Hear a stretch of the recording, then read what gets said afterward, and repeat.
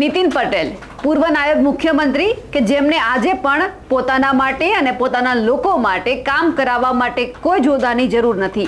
એક અધિકારીને ફોન કરે અને સીધું જ એમનું કામ થઈ જાય છે। ફરી એક વખત નીતિન પટેલ ચર્ચામાં આવ્યા છે કારણ કે એમણે પોતાના લોકોને જે સમસ્યા થતી હતી એમને લઈને રેલવે અધિકારીને સ્થળ પર જ ફોન કર્યો અને સીધું જ કામનું જે નિવારણ લાવવાનું હતું તે લઈ આવી દીધું। નમસ્કાર, નિર્ભય ન્યૂઝ સાથે હું છું રિદ્ધિ। પૂર્વ નાયબ મુખ્યમંત્રી નીતિન પટેલનો એક આગવો અંદાજ સામે આવ્યો છે। હવે જે મહેસાણાની અંદર ઘટના એવી બની કે લોકોની સામે જેમણે રેલવે અધિકારીને ફોન કર્યો અને સમસ્યા ઉકેલવા માટે તેમણે રજૂઆત કરી।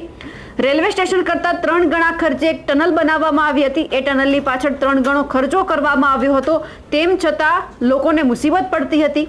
અને જે રેલવે સ્ટેશન છે એમના ખર્ચા માટે જ્યારે 3 ગણો ખર્ચો કરવામાં આવ્યો, અંડરગ્રાઉન્ડ બનાવવામાં આવ્યું, તેમ છતાં જે કડવીનું જે રેલવે વિભાગ છે ત્યાંના લોકોને વારંવાર પરેશાની થતી હતી। લોકોએ વારંવાર રેલવે વિભાગને રજૂઆત કરી, તેમ છતાં કોઈ સમસ્યાનું નિવારણ નહોતું આવતું। અને આ બધું જ જ્યારે થતું હતું ત્યારે લોકોએ નીતિન પટેલને ફોન કર્યો અને ફોન કરીને બધી જ માહિતી આપી કે આવું થઈ રહ્યું છે।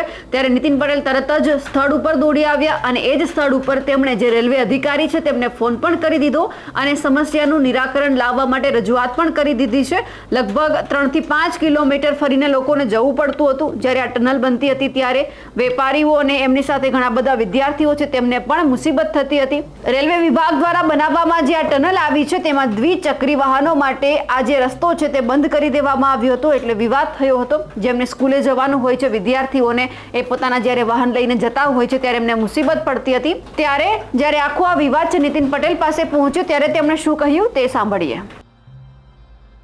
गुजरात सरकार की जो कमेटी थी रेलवे कंपनी की और गुजरात सरकार आरएनबी की, ये पूरी रेल लाइन जो अपने कंपनी ने बिछाई है ना, उसका मैं चेयरमैन था उस वक्त।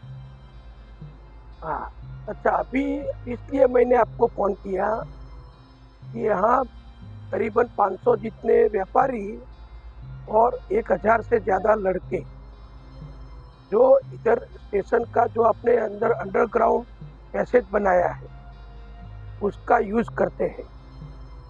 लेकिन इतना टिपिकल हो गया है वो कि मैं पूरा घूम के मैंने देखा तो कोई मतलब नहीं रहता है। और जितना रेलवे स्टेशन का आपने खर्चा किया उससे 2-3 गुना तो आपने सिर्फ ये टनल के लिए खर्चा किया है, जिसका मेरे हिसाब से कोई मतलब नहीं है। हमारे लोगों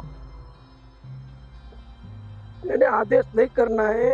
हमारे लोगों की सिर्फ इतनी डिमांड है कि वो जो वॉल थी जो आपने अभी बंद करती है, जो पैसेज से होके टनल से होके निकलती है, वो सीधी खोल दो आप, तो सर्व विद्यालय में करीबन 20 से 25 हजार लड़के पढ़ते हैं। वो मैं करा दूंगा सर। मैं एक्चुअली सर मैं अभी रास्ते से आए, मेरे क्या अंकल गुजर गए थे। सॉरी सर, नहीं आप ऐसा कीजिए, आप जब कड़ी आए हैं तो मुझे पहले अगले दिन बता देना, मैं भी इधर आ जाऊंगा और हम साइट विजिट कर लेंगे। तो आपकी जरूरत नहीं, आप खाली आदेश करें, मेरे को बता दें क्या करना है सर। नहीं, वो दीवार खोल देने की है बस, इतना। वो मैं खुलवा दूंगा सर। हाँ, बस उतना खुलवा दो तो सब बढ़िया है। वो जस्ट वो इंस्पेक्शन के टाइम पे पोस्ट लगा दिए थे वो। ओके, बस वेरी गुड, थैंक यू। आशीर्वाद चाहिए सर। हाँ, सर हम लोगों के लिए फैसिलिटी देने के लिए हम लोग। मैंने आपने बहुत अच्छा किया है। हमारा कड़ी का ग्रोथ बहुत बढ़ जाएगा, इससे हमारे लिए तो बहुत उपयोगी है। लेकिन ये छोटी दिक्कत है ना, उसका सॉल्यूशन ला दो। किसी को कोई प्रॉब्लम नहीं होगी सर, मैं ऐसा करूंगा सर। और मैं तो सबसे मिलता जुलता रहता हूँ आप, बिल्कुल। और जो भी है सर मैं जरूर सॉर्ट। अच्छा, आपकी ऑफिस कहाँ है? सर अहमदाबाद में। अहमदाबाद बैठते हो, ठीक है। तो आप कड़ी आओ तो मुझे बताना। हाँ, मैं जरूर मिलता हूँ सर, मैं जरूर मिलूंगा। जरूर, थैंक यू। नमस्ते सर। नमस्ते। આ જોયા પછી ફરી એક વખત એવું લાગ્યું કે નીતિન પટેલને કોઈ જ હોદ્દાની જરૂર નથી પોતાના લોકોની સમસ્યાનું નિરાકરણ લાવવા માટે। તે સ્થળ ઉપર આજે પણ અધિકારીઓને કહી જ દે છે બેબાક અંદાજમાં। આપણે અવારનવાર નીતિન પટેલને નારાજ થતા જોયેલા છે, પરંતુ જ્યારે લોકોને નીતિન પટેલની જરૂર છે ત્યારે તે હંમેશા ખડે પગે રહે છે।